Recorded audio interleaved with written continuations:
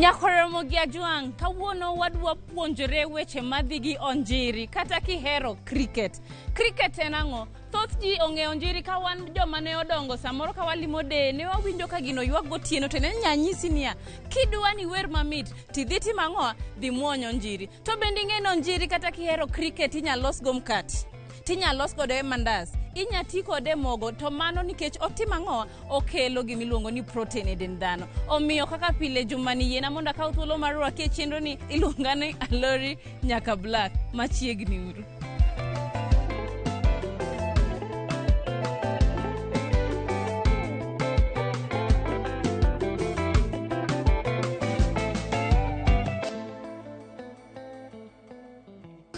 Madam. Yes. Amosi. Berainya. Idhi maber? Adhi maber. An ba mor ka chopo kawuono. Ang'o ma kawuono ikonwa? Ikonwa onjiri. Wadwa wuoyo wi onjiri kawuono. Machiegni. Erokamano ahinya.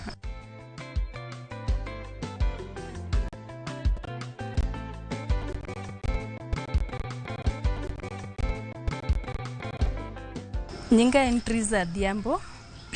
Wan Kiambu County. Mae en kampuni mar onjiri. Koro waloso onjiri. Onjiri ber e protein, nitie michamo, nitie mirege mogo, ilose gi mkati, ilose kek gi biskuit. Koro mae chakruok kama wachakogo.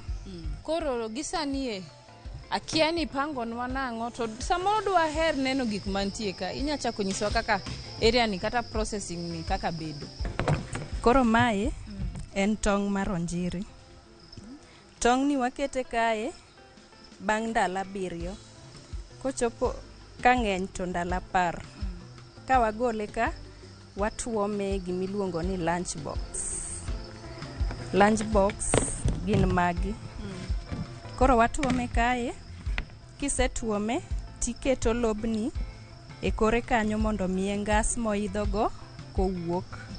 Koseidho mowuok to biro kae. Ma en spinach, ma en sponge moket nego pi modho. To kae to koro gibet ndalo marom nade? Kae, ka wagole kae ma watuome ka godhiambo, kachopo gokinyi to sewuok obet piny kae. Manyiso ni odiochieng' achiel orome idho ngas molor mobi koni. Molor mobi koni. Taneno ka gichal, king'iyo gi tineno ka gima gichal go chunglo kata nini, moko mathiso kabisa. Magi koro nyithigi, kore ka gichakre. Koro ka wasegole kae, to wadhi e step mar 2, wakele kae. Kae, ma en chickmas, ma en skuma, ma en pi modho. Koro kae ka wasekete, ochako dongo. Gini oketne mondo oidhi, mondo miyo bi ochiem kae, mondo bi omodh kae. To nikech aneno ka kuma wae ni ne wan galot mar spinach. Kae be aneno ka waketo skuma. Manyiso ni onjiri en ochamo spinach, ochamo skuma kende. Onya chamo kata kabich. Alot mora mora ochamo. To samiolo ne pi, wachni ni kae. Pigni uole bang' seche adi koso bet odiochieng' mangima? Ka pod otindo, inyamiye pi bang' ndalo 3. Kiseketone kamae, iweyo tieko ndalo 3. Chieng' mar 4 ichaki ketone pi. Kamano. To sami ketone pi no, inyiso utimo nang'o? Iluoko gi, igolo gi tete iluoko gi, kose anena pi mimede wi moro? Kaka en mae, adwa ketone pi sani, chuna nadhi golo mae, taluoko disni. Kaseluoko taluoko sponge ni, nikech en gimichamo, ok onego bed ni gini bet molil. Kaseluoko taketo tatuomo pi maler taketone. To kae koro magi osebedo ndalo adi e iye ka? Kaka ndalo medo sudo.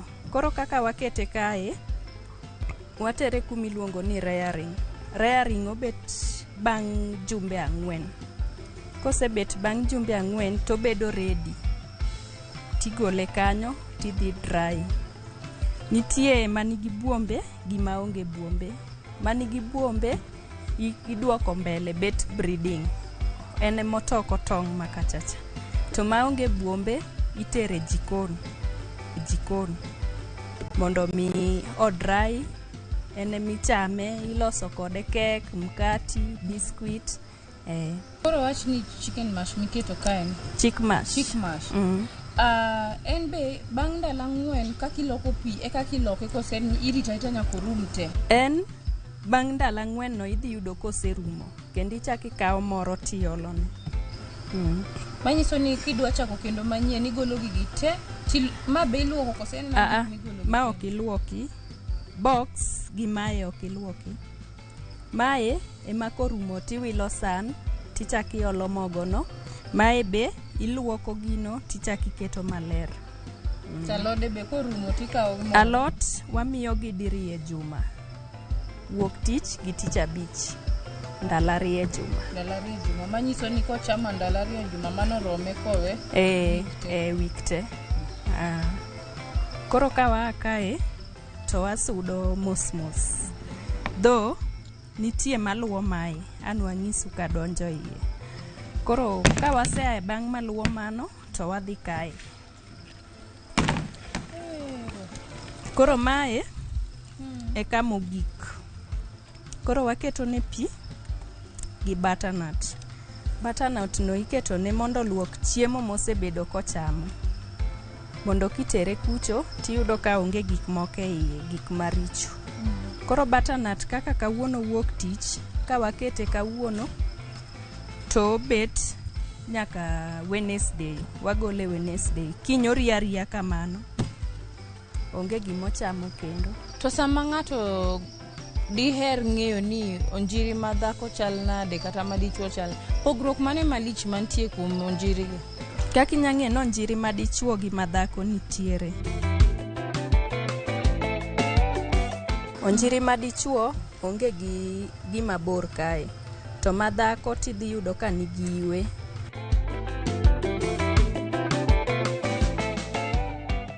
Koro iwe ni, ineno iwe. Iwe ni emodhi soyo e koko pit ma waketo ne cha. To toke iye kanyo. Koro kawa kae, wadhi ka. Butternut be gitieko bang' ndalo adi? Butternut kiketo ne gokinyi kochopo godhiambo to yudo koserumo. Koro beta kamano nyaka tich adek. Mano ng'ado negi korumo to onge kendo mimede. Ok chak mede. O fast koro. Mondo system obed maler. Koro kawa kae to wadhi ka. Ma koro iluongo ni pre-adults. Magi ema toko. Dongi neno ka gitoko. Kae to kendo sani anya neno ma dichuo gi toko. Koro mae ma dhako. Koro samo toko to so iwe no. To toke iye kae. Kose toke iye ka.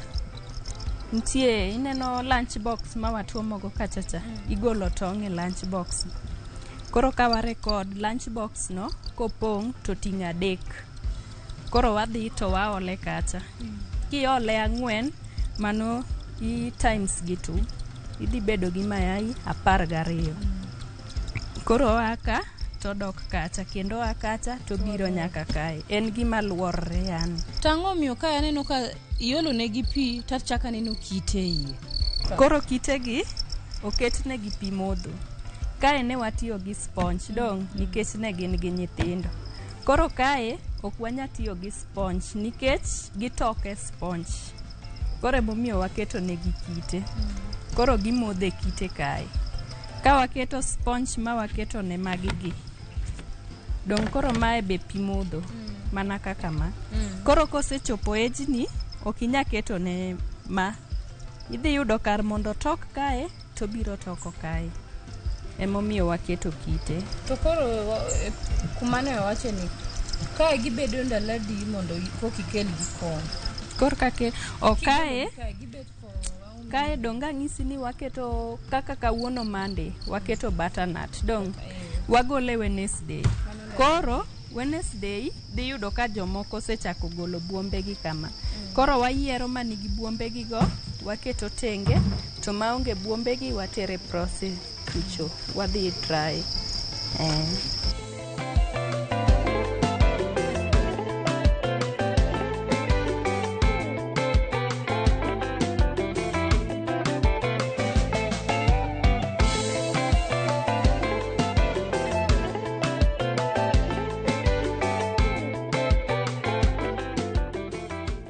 nikech onyiswa ni onjiri ohero kuma ok ng'ich to kendo kuma ok liet. Omiyo gi thuolo ni wadwa donjo iye kae mondo wane kuma bende gi onjiri gi keto. Manyiso ni sama koyo ng'ich giwacho ni onjiri ok dhi timo maber. Ka chieng' bende ng'eny be giwacho ni ok ang' gitim ang'o, ok gidhi ma gibed mang'eny. Omiyo we wane ane ni ang'o mantie iye kae. Wadhi uru.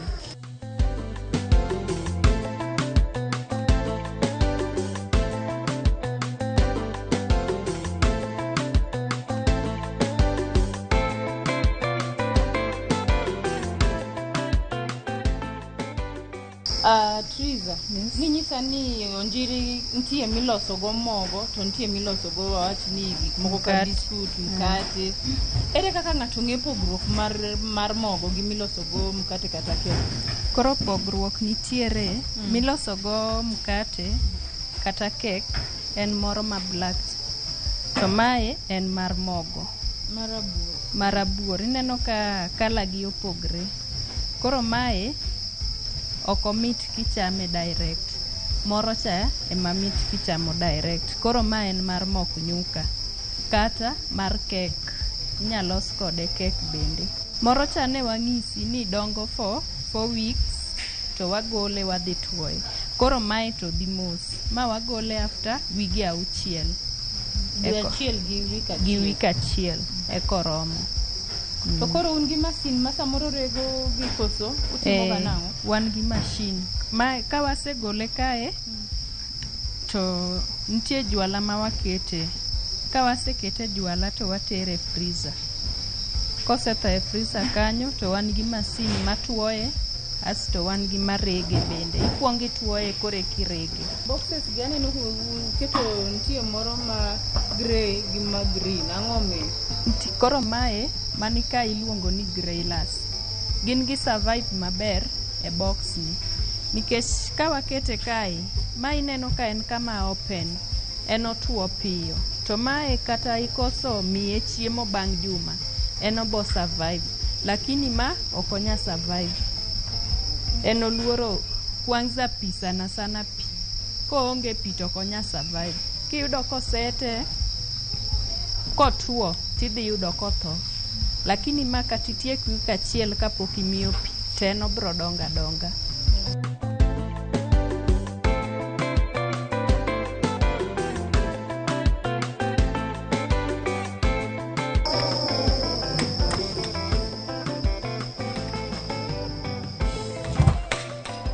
Nyako Ramogi Ajuang, nyaka sanie wasewinjo kendo neno gik monjiri timo kata kaka gikawo achiel kachiel dongruok gi nyaka kuma gichope miwacho ni waduoko gi kende process mar breeding. Omiyo gi thuolo ni wadwa dhi e break matin aeto bang'e waduogo. To ka waduogo adwa nterie jikon. Jikon kono wadhi tuoyo onjiri kendo wadhi neno kaka iloso mogo, kaka itedo malos kek, obed mandas. To mana nikech ma chenro mari mar pur gi ohala onere bang' dakika machuok.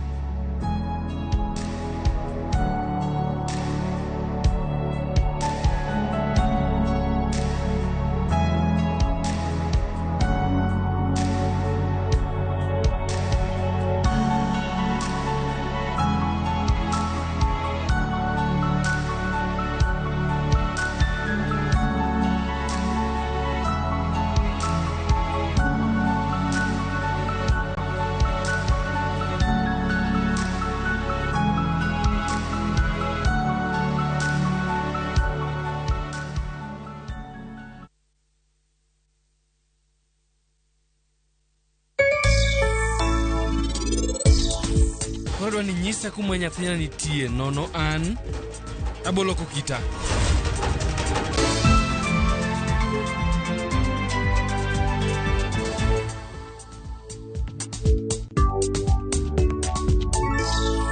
Kikapu Kibonge. Pick up key extra offers. Choose from a kibunda of products. Get kibigi discounts. Kwa hivyo, you can beba more of your favorite fresh foods and household products.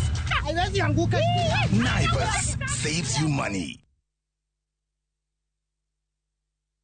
Uma Bay mantie jumani mar Pasaka Ramogi TV oikoni budho makende County Homa Bay tich abich tarik 7 dweni e gwenge ma Oyugis, Kendu Bay kod Rodi. Tim bak ndalo kelonwa achiel kachiel chom makende gi thuon belo chakre saa 8 odiochieng'. Bang'e saa 4 otieno Ramogi Night oikoni budho mar tipo Shelton Villa Club Rodi Kopany kama Prince Inda nochwadie ngolo maratari Ngeso tarik 9 chakre saa 11 odhiambo budho mar jodongo e Tiedero achiel kachiel kowuok Hotel Piccadilly Kendu Bay kama jangolo Jose Langa nomi ungolo makende mar budho mayo Homa Bay County wabiro.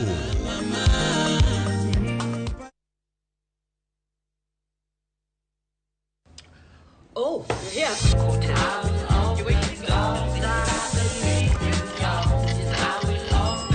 Friends becoming family. Home-cooked meal. Ice-cold Coke.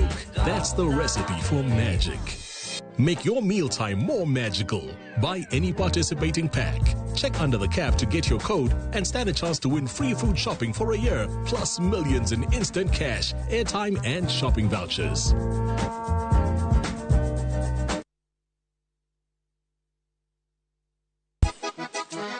Double King. Sango nini bali? Bote mingi baninga. Machiegni urunyo kwa Ramogi Dwange wangjui mar Ramogi TV ma en Tiedero. Ilongo ni rumba at room temperature. Every Saturday nyakora Ramogi Dwange. Inyalo uro request mari. Ote machuo career deka uchiel nono. Lunganya boy handsome on the way. Aruji bed and breakfast. Lungani Stella Brenda. Ochi. Nyinga en PDG Papa Vic. Seki seki mwenda ya motema na weni fidelite.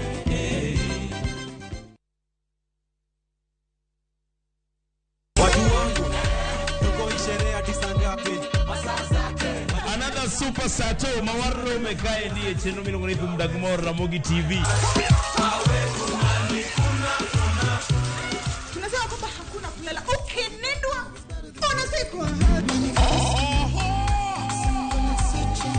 Tupige sherehe kwa ploti kwani iko nini?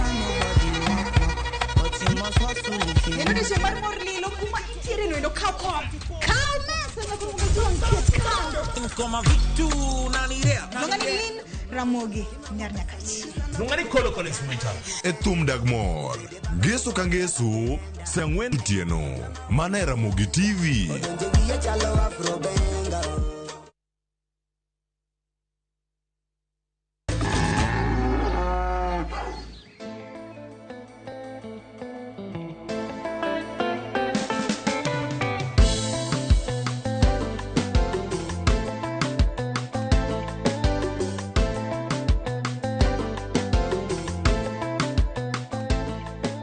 Janeno marwa gisani waseduogo ageno ni kumane intie modho pi nikech podi gik moko mitka adwa na donje jikon ka mondo ine gigo madhi mbele machiegni.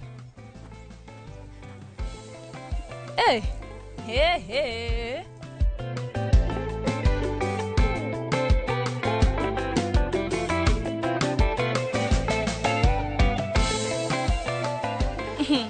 To nikech jikon en kuonde ma onego bed ni idhiye kiler seche te. Omiyo gikonie giwacho ni nyaka ng'ato rwak gloves ma ichak itwe otamba kata irwak go gudu minena kete wiyani.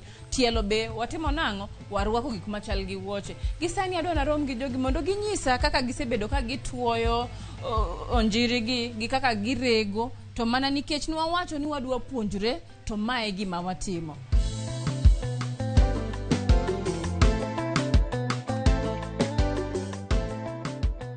My name is Redon Vusisa, Quality and Compliance Specialist, and currently we are in the processing area of crickets. Okay, this is the freezer.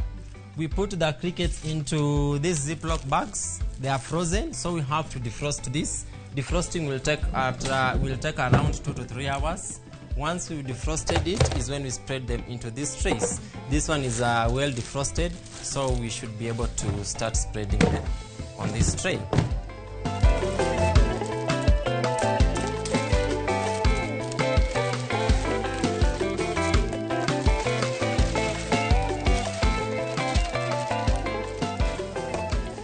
We have to spread them evenly for us to be able to get a crunchy product.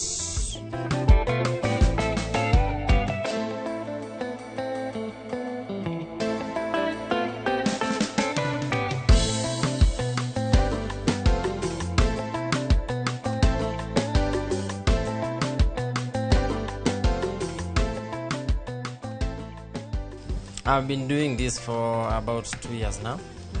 Yep. Once this is done, we then transfer the trays into the microwave, ready for processing.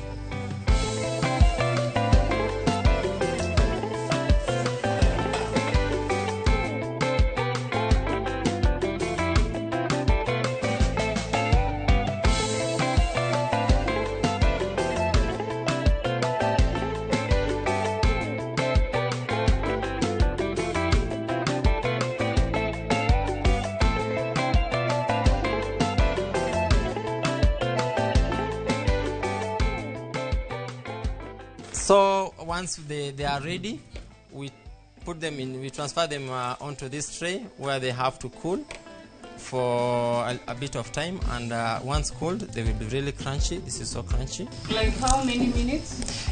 It will take like about 5 minutes for them to cool down. We season, and then we take a sample for analysis, and we pack the rest.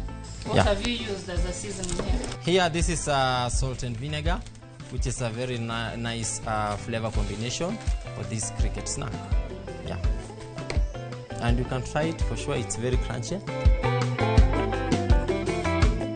I bet you should also try it. Amazing. I should, eh? Yeah. Just take one, crunch, and feel the punch.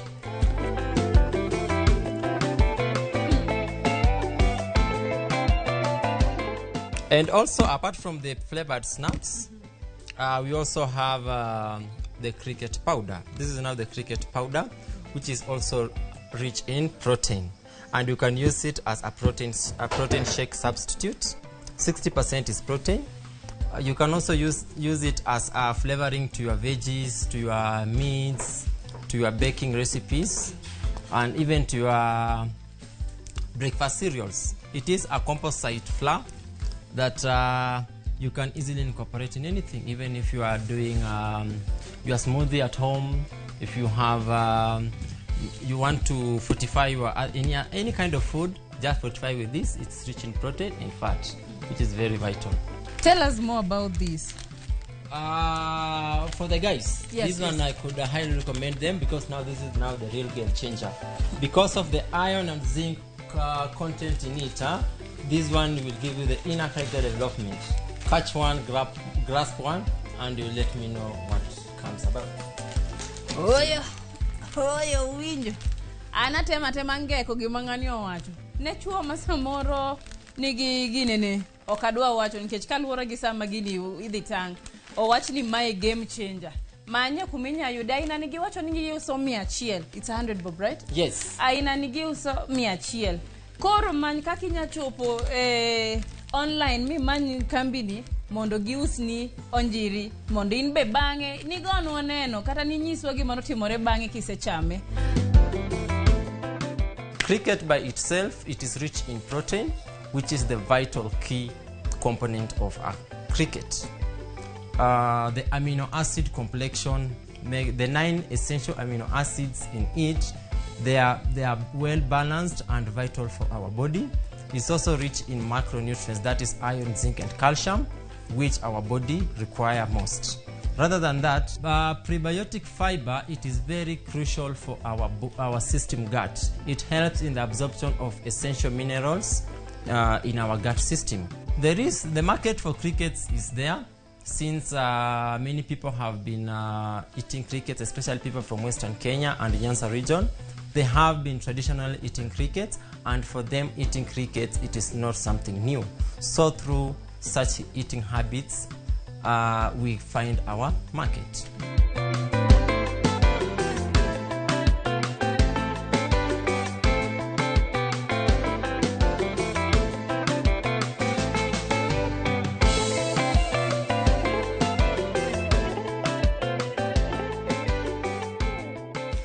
To nikech onyiswa ber ma bende onjiri timo e dend dhano, owachnwa ni en gi ber mang'eny. In kidwa chame, kik ichame achama mang'eny ahinya nikech samoro kichame mang'eny to dhi timo ang'owa, idhi yaye ni rach. Omiyo odiochieng' achiel ti mana gi 20 grams kang'eny.